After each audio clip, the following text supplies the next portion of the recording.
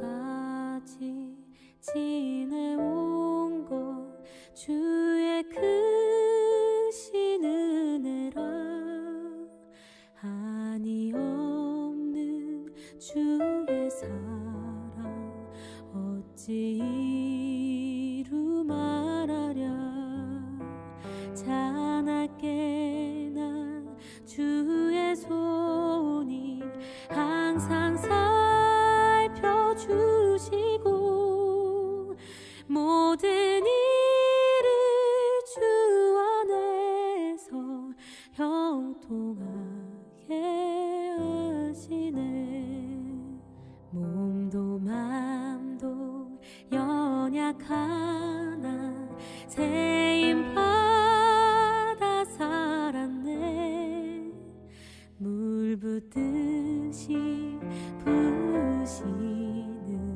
주의 은혜 족하다 사랑 없는 거리에 난 험한 산길 헤맬 때 주의 손을 굳게 잡고 찬송하며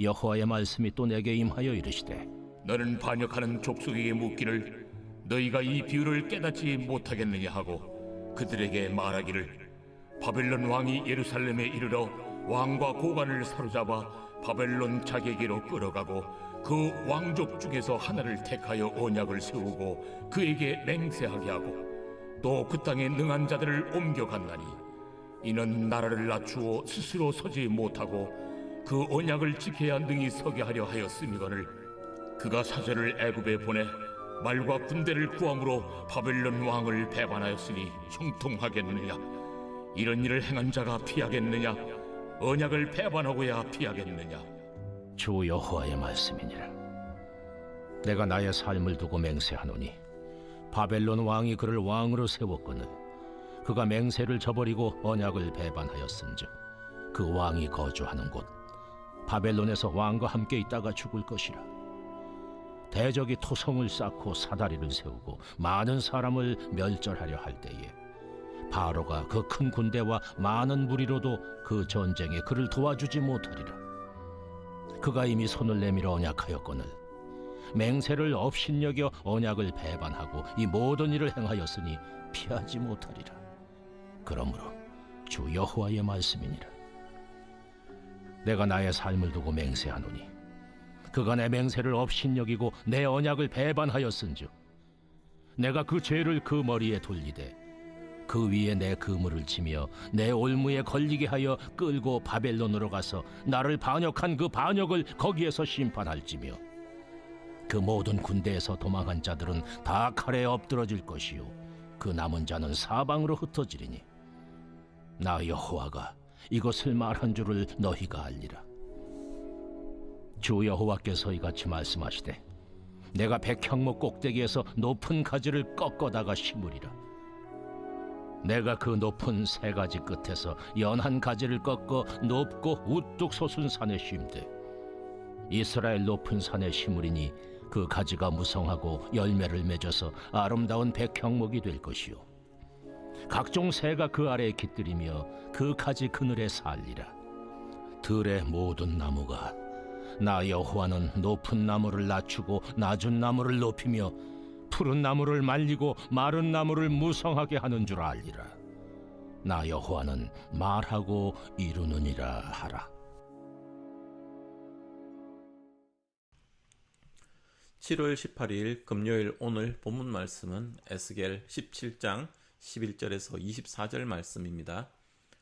어제의 본문은 수수께끼 비유를 들어 하나님께서 말씀하셨고 오늘 본문에서는 그 부분을 해석해 주고 있습니다.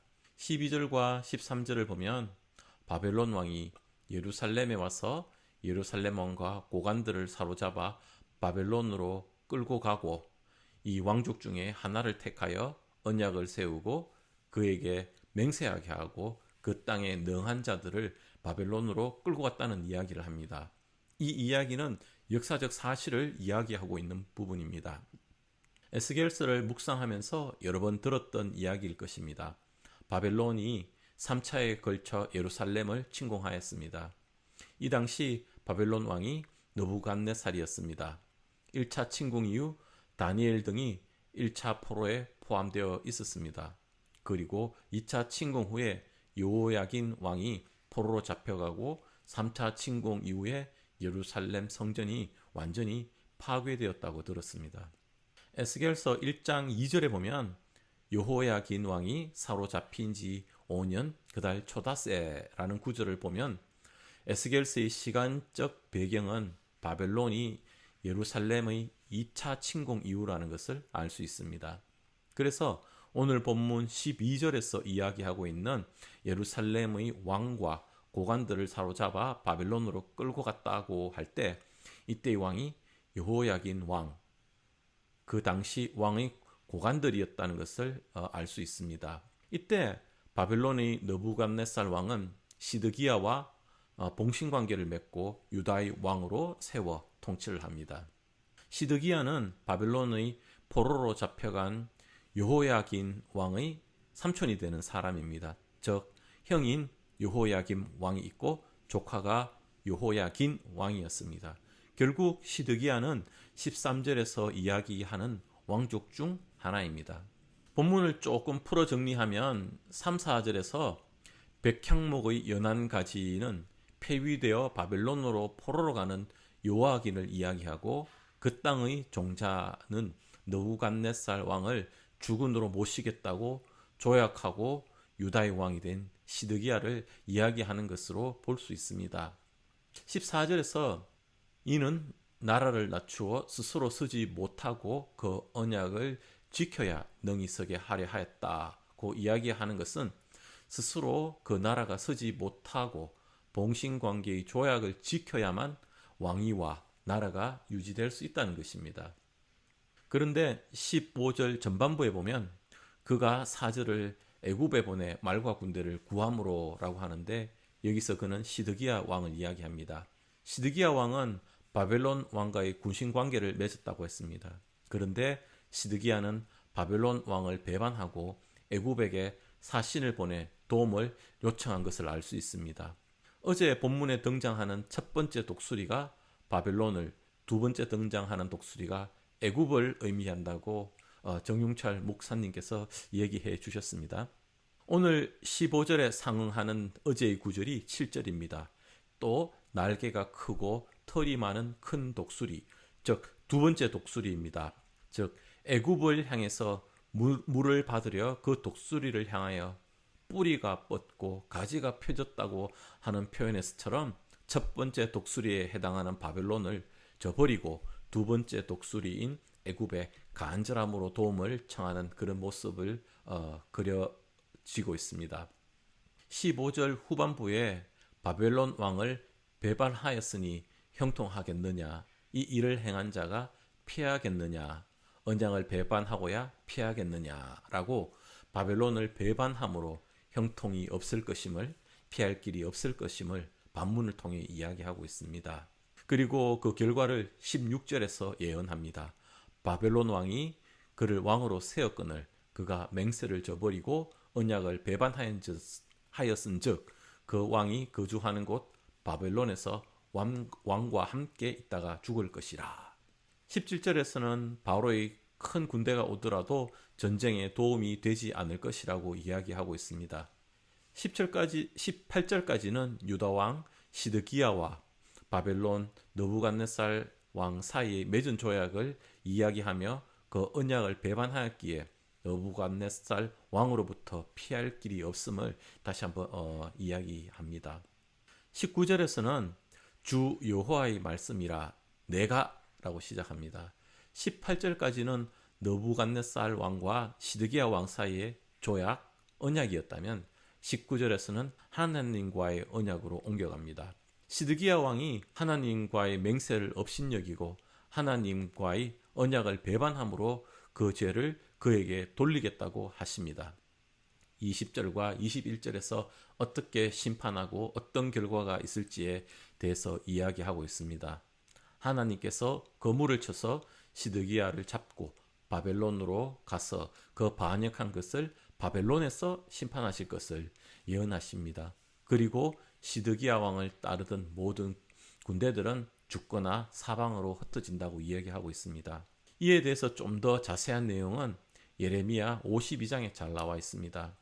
예레미야서를 보면 오늘 예언의 말씀대로 느부갓네살이 군대를 이끌고 예루살렘으로 치러 가고 그 전투에서 시드기야를 사로잡아 바벨론으로 끌고 갑니다.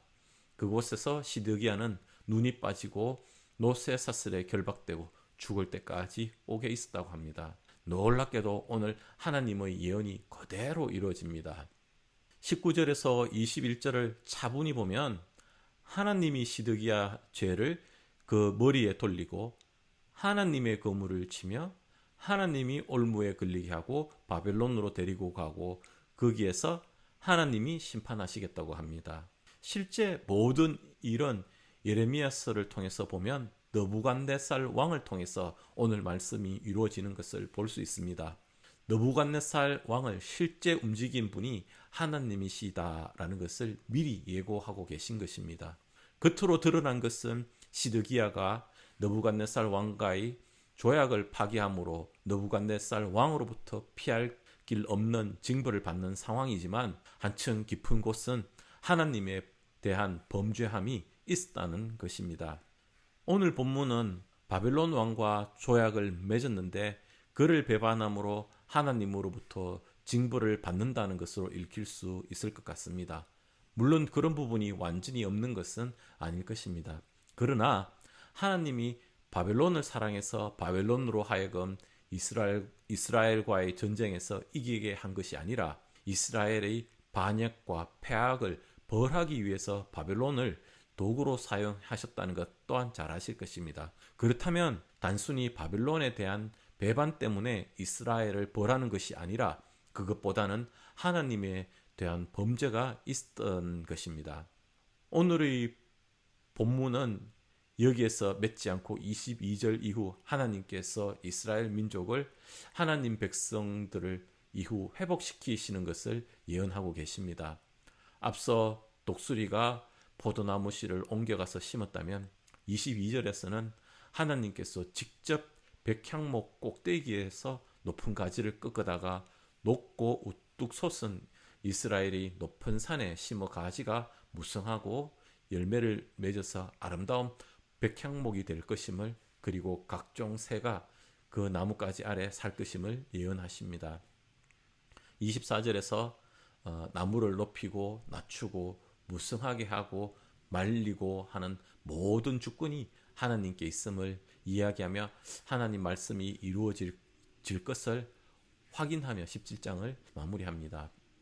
하나님께서는 유다와 시드기야 왕이 어떤 범죄를 저질렀기 때문에 벌하려 하십니까? 에스겔서 16장 3절에서 13절을 보면 갓 태어난 예루살렘이 탯줄도 잘라주지 않고 씻겨주지도 않고 널판에 버려진 핏덩이로 버둥거리던 그 예루살렘을 살아만 있으라 하며 데려다가 피를 씻기고 목욕시키고 기름을 바르고 수놓은 옷을 입히고 물개 가죽의 신발과 비단 겉옷을 만들어 입히시고 키우시면서 면류관까지 씌워주시며 왕비처럼 되었다라고 하였습니다. 그런데 그 이스라엘이 자신의 아름다움을 믿고 자신의 명성을 의지하여 하나님을 떠나 음행한 것입니다. 하나님이 어떻게 살리고 키운 이스라엘인데 이스라엘이 음행을 일삼는 엄녀가 되었고 창녀가 되었다고 합니다. 어떤 음행이었습니까? 오늘 다시 하나하나 열거하기엔 너무 낯뜨거운 그런 추악한 범죄를 저지른 민족 아닙니까? 하나님 입장에서 노여움을 품지 않을 수 없을 것 같습니다. 그래서 이스라엘이 지금 심판을 받는 것 아닙니까? 음행을 행한 것에 대해서 공의의 하나님이라면 당연 죄를 물으실 것입니다. 그러나 그 음행이라는 범죄 이전에 이스라엘은 자신의 아름다움을 믿고 명성을 의지하였다고 했습니다. 그리고 하나님을 떠났습니다. 이스라엘은 하나님을 떠나고 그의 마음이 하나님이 없는 것이 가장 큰 죄인 것입니다. 이스라엘은 자신의 아름다움과 그에 대한 믿음, 그리고 자신의 명성이 하나님보다 더 큰 위치에 있었고 그것들을 의지한 것입니다. 자신의 아름다움과 자신의 명성이 오히려 이스라엘에게는 우상이 되었던 것입니다. 오늘 본문에 나오는 시드기야의 마음에도 하나님이 없습니다. 이 사람이 하나님을 알기나 한 사람일까 하는 생각까지 듭니다. 하나님이 벌하시려 하는 이스라엘 민족도 오늘 본문의 시드기야 왕에서 공통적인 것이 하나님을 떠나 자신이 가진 것과 자신의 능력과 자신의 생각에 의지한다는 것입니다. 내 삶은 내가 알아서 주도한다. 얼핏 듣기에 독립적인 사람처럼 들립니다. 그러나 이 말은 내 삶의 주인은 내다라는 말이기도 한 것입니다. 삶의 주권을 내가 가지고 있기 때문에 내가 결정한다는 것입니다. 이것은 삶의 주권이 하나님께 있다는 것과 가장 대치되는 것입니다. 자신들이 가진 것에 의지하게 될 때 자신도 모르는 사이 자신이 가진 것이 오히려 하나님의 위치를 차지하고 우상이 될 수 있다는 것입니다. 이스라엘이 알게 모르게 자신이 가진 것들로 인해 오히려 엄녀의 길에 들어서게 된 것입니다. 그럼에도 불구하고 이스라엘을 벌하는 것은 다시 하나님께로 돌아오라는 강력하게 부르짖는 하나님의 음성이 아닌가 합니다. 어제 독수리가 포도나무를 심었다면 오늘은 하나님이 직접 백향목 꼭대기에서 꺾어 이스라엘 높은 산에 심을 것이라 이야기하십니다. 그 백향목의 연한 가지는 크게 자라 무성하고 아름다운 백향목 나무가 되어 그 아래 깃들며 살게 될 새들을 이야기합니다. 포로로 잡혀와 먼 이국 땅에서 어려운 가운데 예루살렘 성전을 생각하며 눈물 흘리는 사람들에게 희망의 미래를 하나님께서 말씀하여 주십니다. 하나님 사랑의 성품을 하나님은 숨길 수 없는 분입니다. 지금 우리에게도 우리가 가진 것에 의지하는 삶이 아니라 예수님의 그늘 아래로 들어와 살아라 라고 하는 것이 아닌가 그런 생각을 하게 됩니다. 우리 나눈 말씀을 가지고 함께 기도하겠습니다. 우리가 가진 것이 많을 때 오히려 하나님을 잊을 수 있습니다. 이스라엘이 자신의 아름다움과 자신의 명성이 오히려 하나님과의 관계의 걸림돌이 되고 하나님으로부터 징벌받게 되는 시작이 되었습니다. 이스라엘이 처음 하나님을 만나 씻기고 입히시고 키우시던 것 조금이라도 기억했다면 하나님으로부터 심판은 없었을 것입니다. 우리가 맑고 높은 상황 가운데 혹은 어둡고 낮은 상황 가운데 있을 수 있습니다. 그러나 그 상황으로 인해 너무 자만하거나 너무 낙담하지 않으시기 바랍니다. 상황 가운데 삶의 주인이신 하나님과 함께 하실 것임을 기억하는 저와 여러분 되게 해달라고 함께 기도하겠습니다.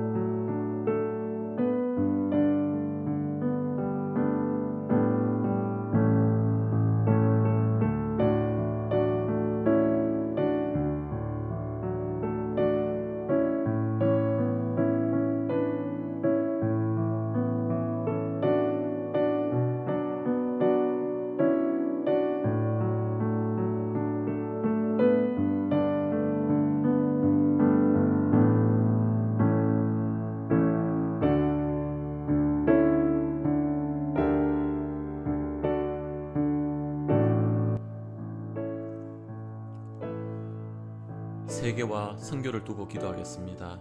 러시아 우크라이나 전쟁이 3년을 훌쩍 넘었습니다. 조만간 휴전 협상이 있다고 합니다. 휴전 협상이 잘 진행되어 전쟁이 빨리 끝날 수 있도록 우리 같이 기도하겠습니다. 또 우리 교회가 지원하고 후원하고 있는 선교지, 또 각 목장이 협력하는 선교사님들, 우리 김소망 선교사님 가정을 위해서, 또 우리 김정 선교사님의 치유를 위해서 우리 같이 기도하겠습니다.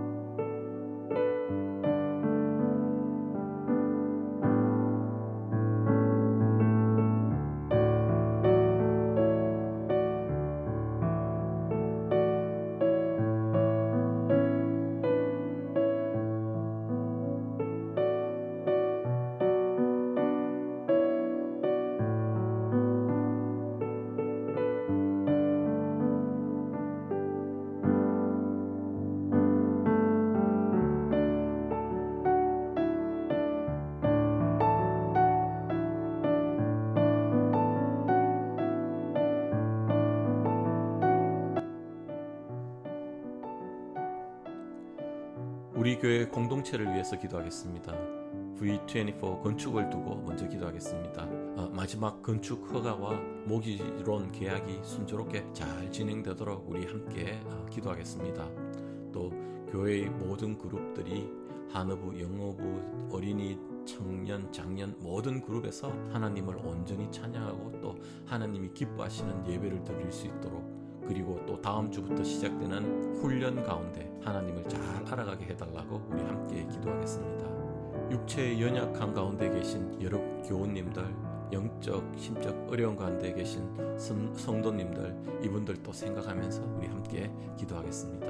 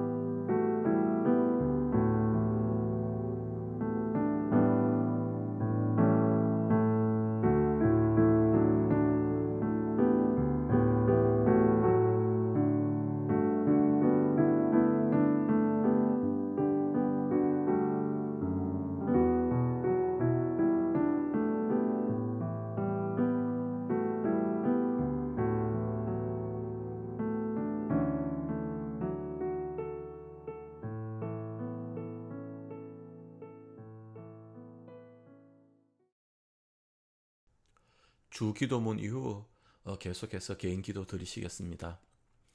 하늘에 계신 우리 아버지여, 이름이 거룩히 여김을 받으시오며 나라가 임하시오며 뜻이 하늘에서 이루어진 것 같이 땅에서도 이루어지이다. 오늘 우리에게 일용할 양식을 주시옵고 우리가 우리에게 죄 지은 자를 사하여 준 것 같이 우리의 죄를 사하여 주시옵고 우리를 시험에 들게 하지 마시옵고 다만 악에서 구하시옵소서. 나라와 권세와 영광이 아버지께 영원히 싸움나이다. 아멘.